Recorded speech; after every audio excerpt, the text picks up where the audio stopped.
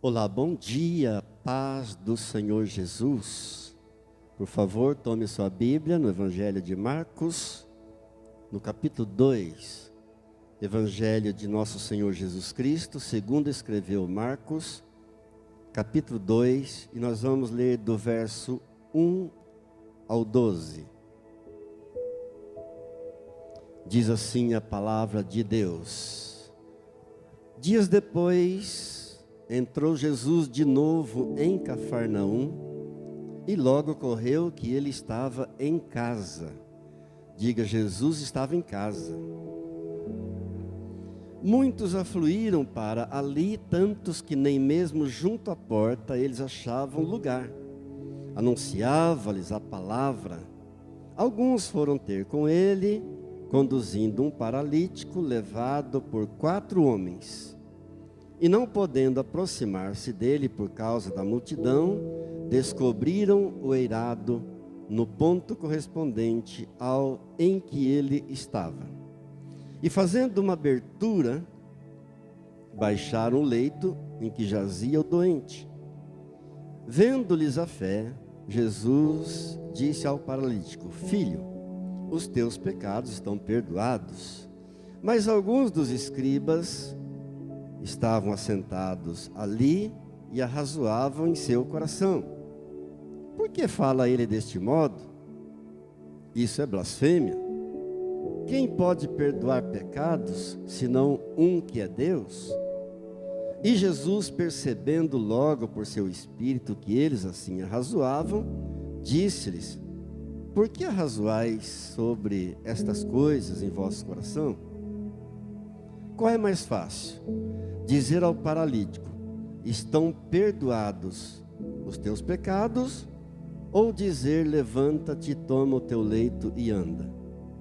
Ora, para que saibais que o Filho do Homem tem sobre a terra autoridade para perdoar pecados, disse ao paralítico: eu te mando, levanta-te, toma o teu leito e vai para a tua casa. Então ele se levantou e no mesmo instante, tomando o leito, retirou-se à vista de todos, a ponto de se admirarem todos e darem glória a Deus, dizendo: jamais vimos coisa assim. Aleluia!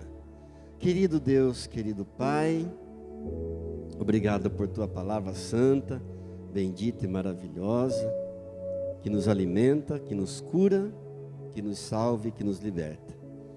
Por favor, venha me ungir para pregar a tua palavra sem alterá-la e ungir a cada um dos meus irmãos que estarão recebendo essa mensagem, para que essa palavra possa produzir muitos frutos na vida de cada um. E assim nós te agradecemos em nome de Jesus. Amém. Amém. Quero compartilhar com você alguma coisa sobre esse texto conhecidíssimo de todos nós. Quem é que nunca ouviu falar do paralítico levado por 4 homens, colocado diante de Jesus pelo telhado da casa? Muito conhecido o texto. Então, não vou estar trazendo nenhuma novidade, mas a palavra de Deus é a palavra de Deus. Então eu peço a sua atenção, porque de repente o Espírito Santo pode estar trazendo revelações novas para o teu espírito. Eu creio assim, amém, queridos? Eu não sei quantos de vocês já se perguntaram sobre esse título de Jesus, o Filho do Homem. Isso foi algo que sempre me intrigou. Por que Jesus se autodenominou, foi Ele mesmo que deu a si próprio esse título de Filho do Homem? E é o mais usado por Jesus no Novo Testamento. Ele sempre se autodenomina como o Filho do Homem. Entender Jesus com o título de Filho de Deus é fácil, Ele é o Filho de Deus. Como filho de José, é tranquilo, o seu pai, o seu padrasto foi José. Como filho de Maria, é tranquilo, a sua mãe se chamava Maria. Como filho de Davi, é fácil. Humanamente, ele nasceu da linhagem de Davi. Como Jesus, o Nazareno, é tranquilo, porque ele, embora tenha nascido em Belém, mas ele se criou em Nazaré. Mas Jesus, o Filho do Homem. A maioria das pessoas acreditam que esse título seria para identificá-lo como o lado humano de Jesus. E eu também, por muito tempo, pensei assim, mas isso não está correto. Esse título, o Filho do Homem, tem algo mais profundo ainda. Mas nós falaremos ainda sobre isso um pouco mais adiante. Vamos analisar o texto por partes. Primeiro, o escritor sagrado começa dizendo que dias depois entrou Jesus de novo em Cafarnaum. Dias depois do quê? O que havia acontecido que o escritor sagrado começa dizendo que dias depois, isso dá a entender para nós que ele estava falando de algo. Como ele está narrando aqui um evento de cura, a cura de um doente, de um paralítico, evidentemente, ele faz referência a um evento de curas que havia acontecido ali em Cafarnaum. Jesus está na sua cidade, a cidade de Cafarnaum, onde ele tem a sua casa. O texto está dizendo para nós. Só recapitulando, os irmãos sabem que ele nasceu lá em Belém da Judéia. Apenas nasceu lá, porque seus pais tinham ido lá para fazer o recenseamento. Ele foi criado em Nazaré, na Galileia, até os 30 anos. Aos 30 anos, então, quando ele vai iniciar o ministério, ele se muda para Cafarnaum. Ele se estabelece em Cafarnaum. E ele faz da cidade de Cafarnaum a sua central do seu ministério. Ele sai de Cafarnaum, vai evangelizar, vai fazer as missões, vai fazer o trabalho, e ele volta para a cidade de Cafarnaum, aonde morava também o apóstolo Pedro.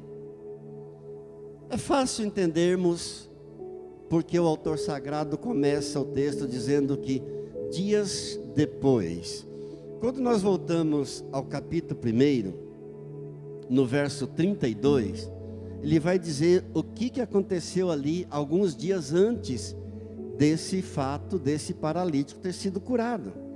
No capítulo 1, no verso 32, diz assim: tendo se levantado alta madrugada, 32, à tarde, ao cair do sol, trouxeram a Jesus todos os enfermos e endemoniados. Então, recapitulando, o Senhor Jesus está na sua cidade, ele está em Cafarnaum, e ao cair da tarde, trouxeram para ele todos os enfermos e todos os endemoniados. Tem alguém doente aqui? Vamos lá que Jesus está curando. Quem está doente? Vamos lá. Jesus está na nossa cidade, Jesus está em Cafarnaum, está curando. E trouxeram para ele então todos os enfermos e todos os endemoniados. Toda a cidade estava reunida à porta, e ele curou muitos doentes de toda sorte de enfermidades, e também expeliu muitos demônios, não lhes permitindo que falassem, porque sabiam quem ele era. Agora, eu chamo a sua atenção para um detalhe.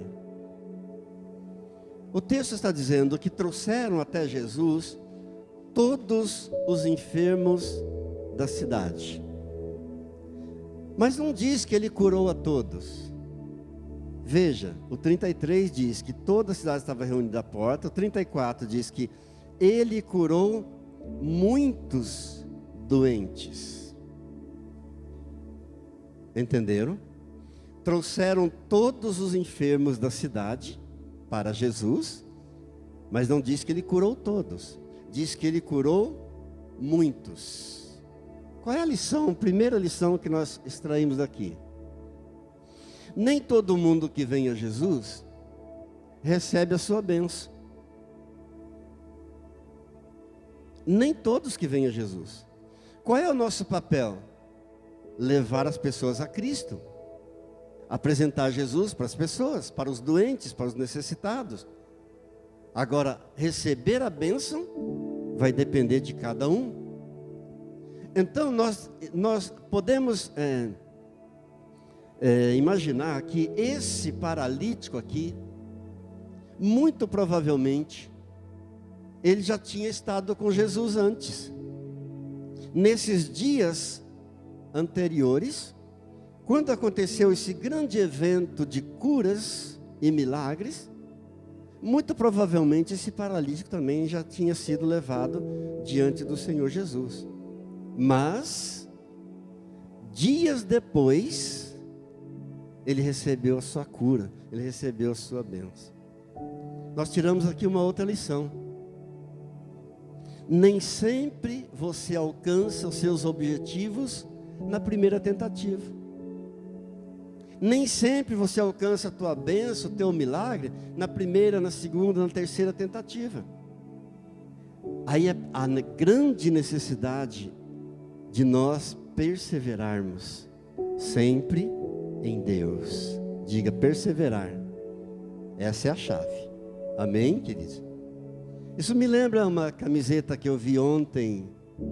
Uma senhora, eu estava no mercado, e uma senhora com uma camiseta chamou minha atenção. Ela tinha uma frase muito grande assim na frente, escrito, desista. Mas daí quando você observava bem, havia um X sobre a letra D, e uma letra R, pertinho da letra D. Ou seja, a pessoa riscou a letra D, e colocou a letra R. De desista ficou resista. Eu pensei, que boa ideia. Esse é o segredo. É resistir, ou seja, é perseverar. Quem sabe Deus me colocou aqui nessa manhã diante de alguém que esteja vivendo hoje aquilo que foi o seu dias depois, algum tempo atrás. Mas quem sabe também Deus me colocou aqui nessa manhã diante de pessoas que ainda estarão experimentando daqui a alguns dias o seu milagre, a sua bênção, os seus objetivos. Então eu quero tirar agora 2 minutos de oração. Quero que você me ajude. E nós vamos orar por 2 situações. Primeiro você vai orar se você estiver vivendo hoje aquilo que foi o dias depois para você há um tempo atrás.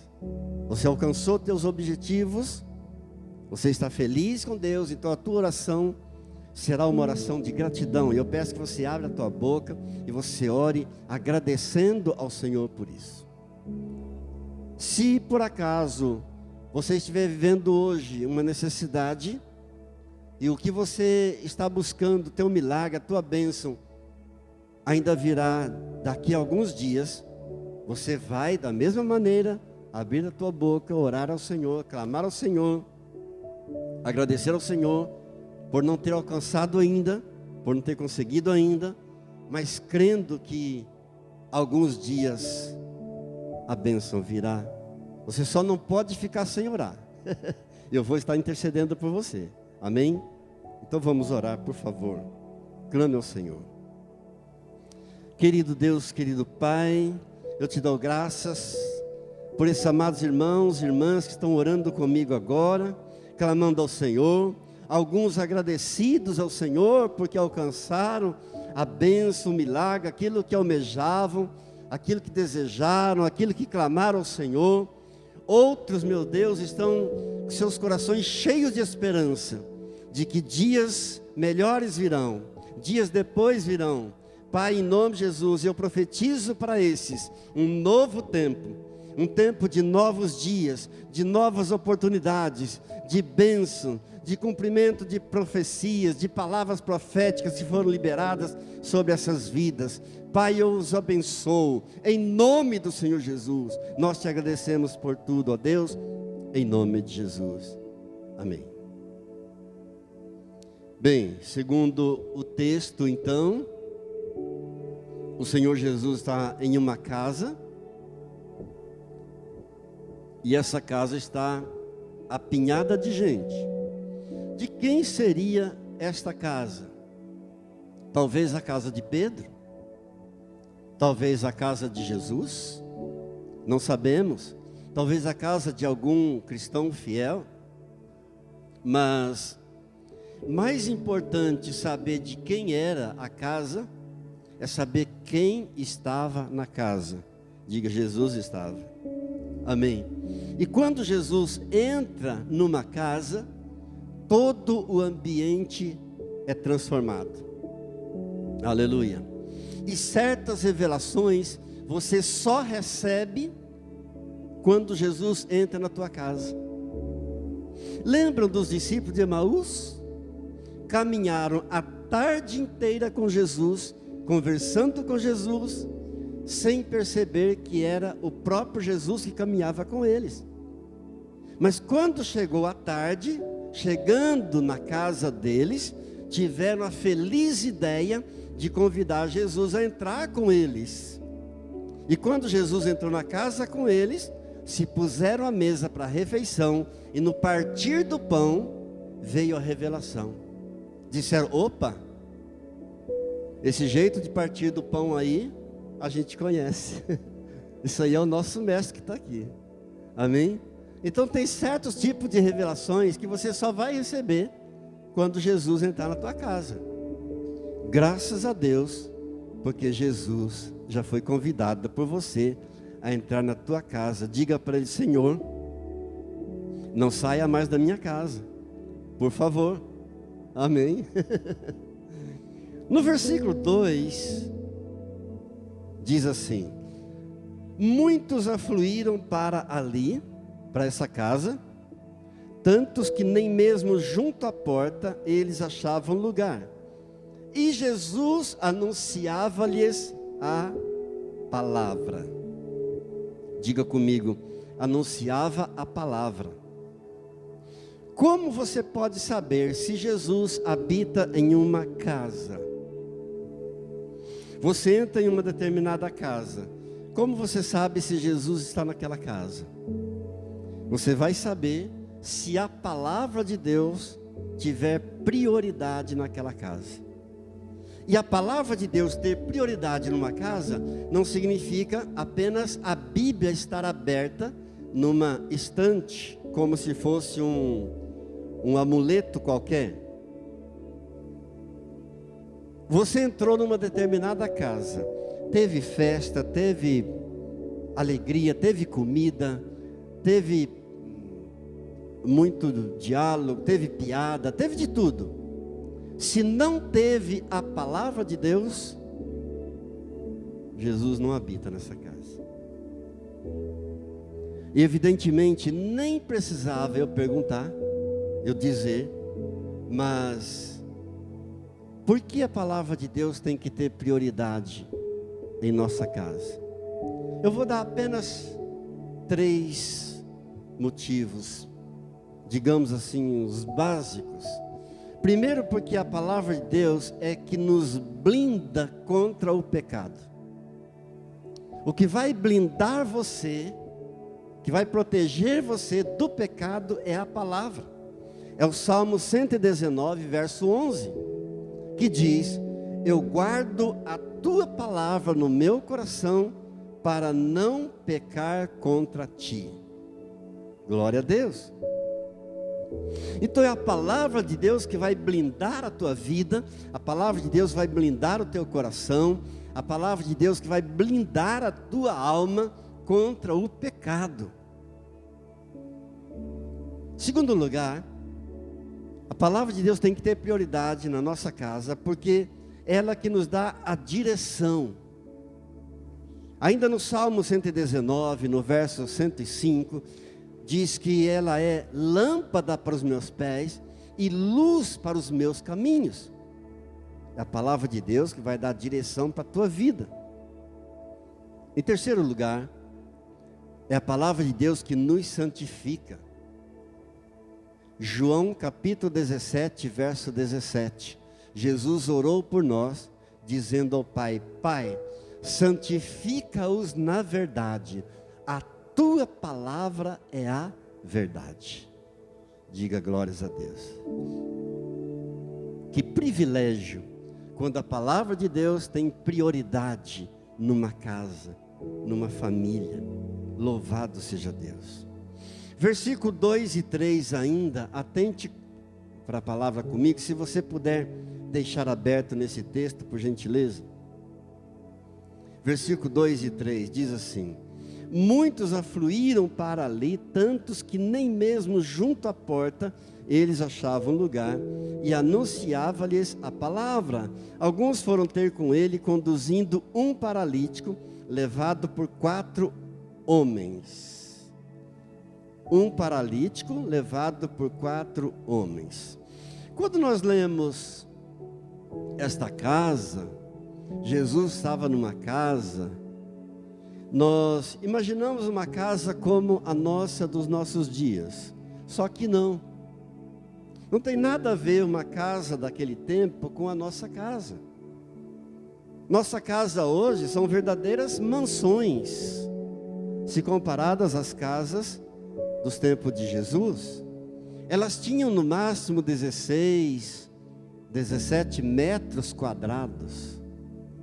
Portanto, elas caberiam ali umas 40, 50 pessoas no máximo, muito espremidas, muito juntas.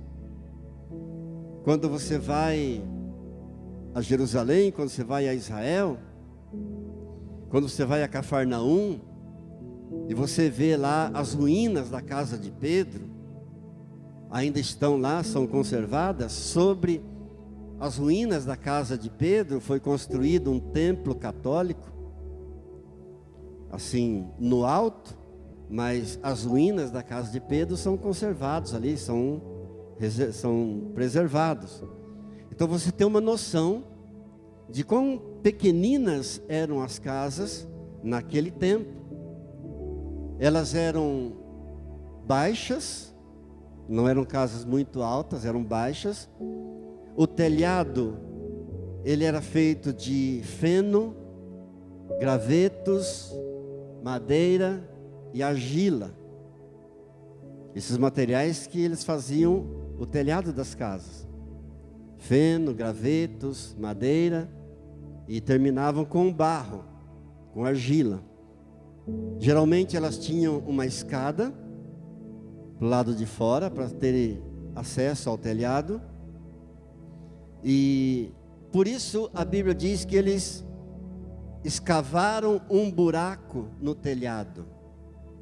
Quando pensamos assim, colocaram o paralítico diante de Jesus pelo telhado, imaginamos que foi fácil, como se tivessem tirado algumas telhas, como são os nossos telhados hoje. Mas não, a minha versão diz assim: fizeram uma abertura no telhado. Algumas outras versões dizem assim: escavaram um buraco no telhado. Então eles usavam o telhado também para secar o trigo. Eles usavam o telhado também para meditar na palavra. Havia um parapeito para proteger. Então usava o telhado para essas coisas. E diz aí o verso 2 no final que nem mesmo junto à porta havia lugar. Então a porta estava inacessível, a porta estava bloqueada de tanta gente. Essa porta bloqueada simboliza as pessoas que atrapalham os outros na caminhada para Deus. Tem pessoas que atrapalham na caminhada para Deus. Nem entram e nem deixam entrar. Conhece pessoas assim? Nem vai à igreja, nem deixa o outro ir. Atrapalha. Os fariseus eram assim. Os escribas eram assim. E Jesus disse para eles o seguinte, lá em Mateus, capítulo 23, verso 13. Ai de vós, escribas e fariseus, hipócritas, porque fechais o reino dos céus diante dos homens, pois não entrais e nem deixais entrar os que estão entrando. É aquele tipo de pessoa que nem entra e nem deixa o outro entrar. Atrapalha. De que maneira que fariseus, escribas, hipócritas atrapalhavam? Impondo um legalismo sobre a lei de Deus dada por Moisés. Um legalismo exagerado, que impossível de se cumprir. Ah, você vai comer? Você não pode comer nada sem antes lavar muito bem as mãos. Você não pode comer sem lavar cuidadosamente todos os pratos, os talheres. No dia de sábado, você não pode nem colher uma espiga para matar a fome. Então aquele legalismo deles, imposto sobre a lei de Deus, impedia com que as pessoas se aproximassem de Deus. Lá em Mateus, no capítulo 16, no verso 19, Jesus diz a Pedro: Pedro, eu te darei as chaves do reino dos céus. Aquilo que ligares na terra será ligado nos céus, e aquilo que desligares na terra será desligado nos céus. Ou seja, para vocês, para os discípulos, eu dou a chave do reino dos céus. E o que seria a chave do reino dos céus que Jesus deu aos discípulos? O Evangelho. Glória a Deus. E deu autoridade para eles. O que vocês ligarem na terra vai ser ligado nos céus, e o que vocês desligarem na terra será desligado nos céus. Amados, quando as portas da horizontal estiverem fechadas, as portas da vertical vão se abrir. Diga glórias a Deus. E a fé faz a gente enxergar coisas que a razão não deixa enxergar. A fé faz você ver coisas que pela razão você não conseguiria ver. A fé faz a gente agir. A fé gera ação em nós. Louvado seja Deus. Eu fico maravilhado em ver as pessoas desejosas de fazer algo na obra de Deus, na casa de Deus. É por causa da fé. A fé faz isso em nós. Faz a gente sentir o desejo de se mover, de trabalhar. Graças a Deus. Ângela, pede a Ariane, por favor. Amados, como é que eles desceram esse paralítico e colocaram diante de Jesus? Pensa comigo. O paralítico foi colocado diante de Jesus. Como? De que maneira? Talvez por uma corda, talvez usando de um lençol, a gente não sabe. Mas esse descer do paralítico diante de Jesus simboliza um elevador da graça de Deus. Mas um elevador que só tem o botão de descida, não tem o botão de subida.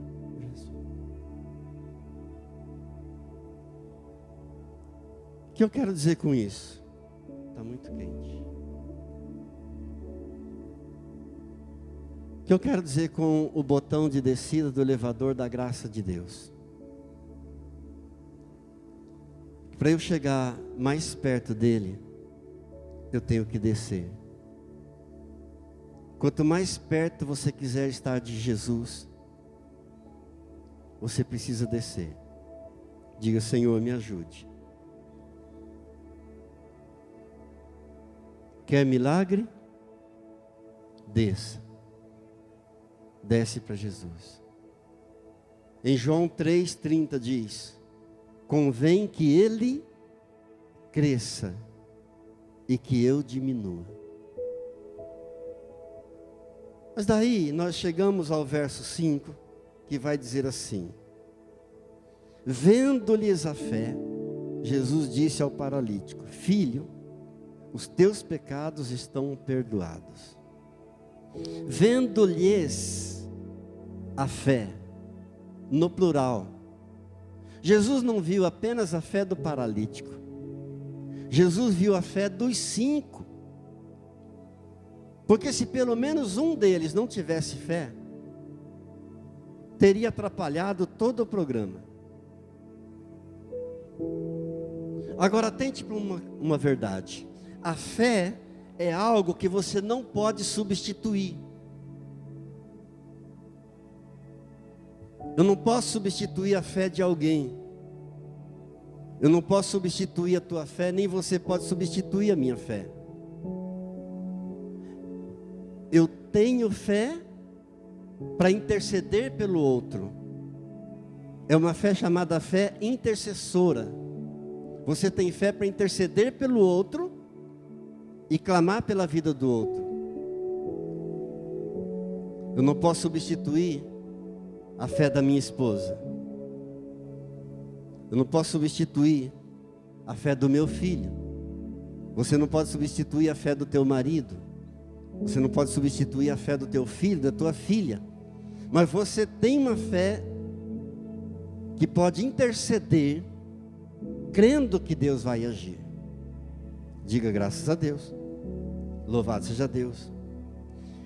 Nem sempre Deus vai dar aquilo que nós queremos. Por quê? Porque Jesus olha para o paralítico e diz: filho, perdoado estão os teus pecados. Mas ele está querendo uma cura.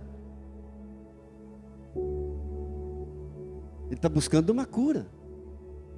Então nem sempre nós vamos receber aquilo que nós queremos de Deus, mas sempre Deus vai dar para nós aquilo que nós estamos precisando, aquilo que você está necessitado, é aquilo que Deus vai dar para você. E o pecado também é uma doença. O pecado é uma doença da alma.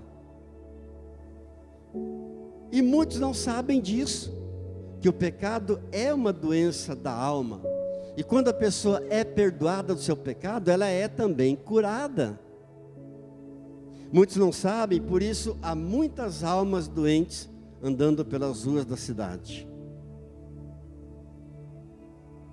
E muitos não sabem também que uma palavra pode gerar cura na alma de uma pessoa, mas uma única palavra pode também causar uma grave enfermidade na alma de uma pessoa. Exemplo: se você diz para um homem: ô bobão, mané, entra por um ouvido, sai por outro. Mas se você diz para uma mulher: boba, idiota, entra por um ouvido e vai direto ao coração, porque a mulher é mais sensível. Uma palavra pode causar enfermidade a uma alma, mas uma palavra também pode fazer uma pessoa muito feliz. Então, muito cuidado com as palavras. E para nós homens, muito cuidado com as palavras que liberamos para as nossas esposas, para as nossas filhas. A mulher é muito mais sensível. Eu assisti um vídeo essa semana de um rapaz, ele é um youtuber. Ele grava vídeos de experimentos sociais. E ele então gravou um experimento social, escrevendo uma frase uma placa muito grande, escrito assim: elogios gratuitos. Quem quer? E saiu pelas ruas. Quem quer receber um elogio gratuito? E muitas pessoas paravam para ouvir. Incrível. Eu percebi então quão doente da alma a humanidade está. Quão carente as pessoas estão. As pessoas paravam e ele começava a elogiar. Puxa, como você está bonita. Esse teu cabelo. Olha, esse óculos teu está combinando. Essa roupa está combinando tudo. Como você está linda. E as pessoas ficavam emocionadas, agradecidas. Alguns até pediam um abraço. Deixa eu te abraçar. Ele parou uma que estava grávida, uma jovem senhora que estava grávida, e disse: mas que grávida linda que você é, com essa barriguinha, teu bebê certamente vai ser muito lindo. A mulher começou a chorar, de alegria, abraçou ele e disse: muito obrigada, era tudo que eu precisava ouvir. Percebe a importância de uma palavra? O valor de uma palavra? Por isso precisamos tomar muito cuidado com as palavras que nós liberamos. Por uma palavra, podemos causar uma enfermidade na alma de alguém, mas também por uma palavra, podemos fazer uma pessoa muito feliz. Diga glória a Deus. Chegamos então ao verso 6, do 6 ao 8, acompanhe comigo por gentileza. Mas alguns dos escribas estavam sentados ali e arrazoavam em seu coração: por que fala ele deste modo? Isso é blasfêmia. Quem pode perdoar pecados, senão um que é Deus? E Jesus, percebendo logo por seu espírito que eles assim arrazoavam, disse-lhes: por que arrazoais sobre estas coisas em vosso coração? Amados, aonde Jesus estava, os escribas e fariseus iam, mas eles iam para sondar Jesus, para tentar pegar Jesus em alguma falha. Quando Jesus olha para o paralítico e diz: filho, perdoados estão os teus pecados, eles dizem assim: mas como? Como assim? Quem é esse cara para perdoar pecados, se só Deus pode perdoar pecados? Isso é uma blasfêmia. Ele está blasfemando. Note que o verso 6 diz que eles estavam assentados. Enquanto todo mundo está de pé, espremidos naquela pequena casa, eles estão assentados. Por quê? Porque eram religiosos. E religiosos recebem honras. Religiosos gostam dos primeiros lugares. Religiosos gostam que os outros beijam suas mãos. Gostam de honras. E eles estão dizendo para Jesus assim: isso é uma blasfêmia. Por que eles estão dizendo que Jesus está blasfemando? Porque a blasfêmia era um pecado de morte, e eles conheciam muito bem a lei. Eles sabiam que lá em Levítico, a blasfêmia é um pecado de morte. Quem blasfemava deveria morrer apedrejado. Como era tratado a questão do pecado no tempo da lei? Na antiga aliança, o pecado era tratado somente por um cordeiro, por um animal que era sacrificado. O pecador Pegavam um cordeiro, escolhiam um cordeirinho perfeito, sem nenhum defeito, de 1 ano, ia para o templo, apresentava o cordeiro ao sacerdote, o sacerdote então examinava o cordeiro, sacrificava o cordeiro, impunha as mãos no pecador, dizia: perdoados estão os teus pecados. Então os escribas, os fariseus, sabiam disso, eles conheciam muito bem a lei. Por isso agora estão dizendo assim: como esse cara perdoando o pecado desse jeito? Cadê o sacerdote? Cadê o animal? Cadê o cordeiro para ser sacrificado para ele perdoar pecados? Como assim? Sabe por que pensavam assim? Porque eles não tinham atentado às palavras de João Batista, quando estava lá no Jordão batizando, Jesus se aproximou de João Batista. João Batista então, apontando para Jesus, disse: eis o Cordeiro de Deus, que tira o pecado do mundo. Eles não sabiam, eles ignoravam isso. Eles não sabiam dessa verdade, que Jesus era o Cordeiro de Deus. Eram ignorantes. Querido, saiba de uma coisa: a maior parte das críticas que nós recebemos por causa da ignorância das pessoas. São ignorantes. Amém? Chegamos então ao verso 9, quando ele vai dizer assim: qual é mais fácil? Dizer ao paralítico: estão perdoados os teus pecados? Ou levanta, toma o teu leito e anda? O que é mais fácil? Jesus pergunta para eles. Em outras palavras, Jesus está dizendo o seguinte para eles: olha, eu estou começando pela parte mais difícil. Por quê? Porque perdoar pecados não tem sinal visível. Dizer ao paralítico: levanta, toma teu leito e anda, tem um sinal visível, chama atenção.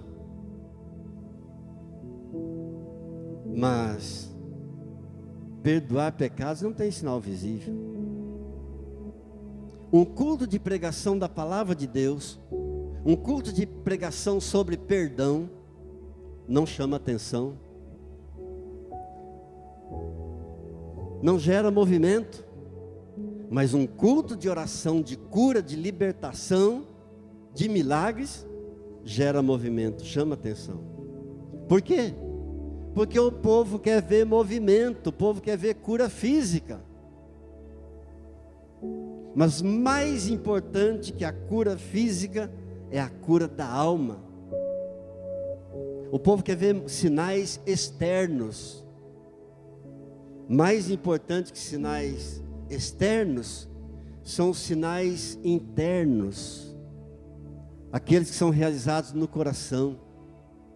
O perdão dos pecados só deixa marcas naquela pessoa que recebeu. Diga glória a Deus. Mais importante que sinais externos são os sinais internos da nossa alma. Por isso que às vezes você vê uma pessoa na igreja, um servo de Deus, que está passando por alguma situação de enfermidade, mesmo doente, mesmo desempregado, mas ele está feliz, está com um sorriso nos lábios e está dando glória a Deus. Por quê? Porque ele sabe que o maior milagre na vida dele já aconteceu, já recebeu o perdão para os seus pecados. Graças a Deus. Na verdade, nós temos alguma dificuldade para entender o perdão de Deus. Nós humanos. De repente você vê uma pessoa que estava mergulhada em problemas sérios, graves. A pessoa numa situação de vida difícil. Mas de repente você vê a pessoa bem. Você vê a pessoa feliz. E aí as pessoas olham para ela e dizem assim: mas como assim? Essa pessoa estava com a vida toda arruinada há uns dias atrás. Como assim agora está toda aí bem, toda feliz? Portanto, saiba que alguém pode, de repente, olhar para você, olhar para a tua vida e dizer assim: como? Há pouco tempo estava todo lascado, estava todo arruinado. Como que está tão bem assim? Então alegre-se, porque o maior milagre já aconteceu na tua vida. Amém. O perdão de Deus para os teus pecados. Graças a Deus. Bem, mas agora chega na parte então que nós vamos entender o porquê Jesus se autodenominou como Filho do Homem. Por que ele se refere a... Ele usa desse título para se referir a si mesmo. Quando chegamos então nos versos 10 e 11 do texto, que diz assim: ora, para que saibais que o Filho do Homem tem poder sobre a terra, autoridade para perdoar pecados, disse ao paralítico: eu te mando, levanta-te, toma o teu leito e vai para a tua casa. É que, como eles, os escribas, os fariseus, conheciam muito bem a antiga aliança, conheciam muito bem a lei, eles sabiam que o profeta Daniel havia profetizado a respeito de Jesus. Eu vou ler para você. Lá em Daniel, no capítulo 7, no verso 13 e 14, a palavra diz assim: Daniel está profetizando. Eu estava olhando nas minhas visões da noite, e eis que vinha com as nuvens do céu um como o Filho do Homem. E dirigiu-se ao ancião de dias e o fizeram chegar até ele. Foi-lhe dado domínio e glória e o reino para que os povos, nações e homens de todas as línguas o servissem. O seu domínio é domínio eterno, que não passará, e o seu reino jamais será destruído. Eles ali, os escribas, conheciam essa palavra. Por isso Jesus disse para eles: para que vocês saibam que o Filho do Homem tem poder, tem autoridade na terra para perdoar pecados. Eu digo ao paralítico: filho, perdoados estão os teus pecados. Eles conheciam muito bem essa palavra profética de Daniel. Em outras palavras, Jesus está dizendo para eles o seguinte: eu sou aquele Filho do Homem, descrito lá em Daniel 7, 13 e 14. Eu sou aquele Filho do Homem, profetizado por Daniel, em Daniel 7, 13 e 14. A quem foi dado o domínio, a quem foi dada a glória, a quem foi dado o reino, para que todos os povos, todas as nações, todos os homens de todas as línguas servissem a esse que é o Filho do Homem. Aleluia. O seu domínio nunca passará, o seu domínio será eterno. Glória a Deus. O seu reino jamais passará, o seu reino jamais será destruído, o seu reino será eterno. Glória a Deus. Por isso Jesus se auto-identificou como o Filho do Homem. E depois o apóstolo João vai confirmar, lá na ilha de Patmos, quando está escrevendo o Apocalipse, no capítulo 14 e no verso 14, ele registrou assim: olhei e eis uma nuvem branca, e sentado sobre a nuvem, um semelhante a filho de homem, tendo na cabeça uma coroa de ouro e na mão uma foice afiada. A nuvem branca de Jesus fala da pureza do seu trono. A coroa de ouro na cabeça fala que ele é o rei do universo. E uma foice afiada na sua mão fala do poder que ele tem sobre a vida dos homens. Diga glória a Deus. Amém. Concluímos com o versículo 12, a nossa reflexão, que diz assim, último versículo que lemos: então se levantou e no mesmo instante, tomando o leito, retirou-se à vista de todos, a ponto de se admirarem todos e darem glória a Deus, dizendo: jamais vimos coisa assim. Jamais vimos isso. Nunca vimos um negócio desse. Entrou deitado, saiu de pé. Entrou carregado, saiu carregando o seu leito. A porta estava bloqueada, não deixaram entrar, ninguém queria sair do seu lugar, porque perderia o lugar. Ninguém queria perder o seu lugar. Não entrou pela porta, mas saiu pela porta, e todos tiveram que vê-lo, tiveram que assistir a cena, ele carregando o seu leito. Entrou doente e saiu curado. Entrou perdido, mas saiu salvo. Todos disseram: nunca vimos uma coisa igual. Queridos, esse é o nosso Jesus. Esse é o teu Jesus. Curve sua cabeça diante dele. Esse é o teu Senhor. Esse Jesus que eu estou pregando, que eu amo, que eu sirvo, que eu sigo, que você ama, que você segue, você serve, não tem nada a ver com o Jesus do crucifixo, não tem nada a ver com aquele Jesus de rosto ensanguentado. Aquele é o Cristo morto. Esse é o Jesus que nós amamos, assentado numa nuvem branca. Fala da pureza do seu trono, com uma coroa na cabeça e com uma foice afiada na sua mão. Fala da pureza do seu trono, do seu poder, da autoridade que ele tem sobre a vida dos homens. É o Rei dos reis e Senhor dos senhores. Ele é a brilhante estrela da manhã. É o mais belo entre milhares. Ele é Emanuel. Ele é o Deus conosco. Ele é o Deus forte, é o Pai da eternidade, é o Príncipe da paz. Senhor, nós te adoramos nessa manhã. Nós nos quebrantamos, nos humilhamos diante da tua santa presença. Nós te damos glórias, honras e louvores nessa manhã. Pai, no nome de Jesus, se alguém com alguma enfermidade na alma aqui, seja curado, seja liberto pelo poder do seu sangue. Pai, em nome de Jesus, usa-nos, unge-nos, capacita-nos.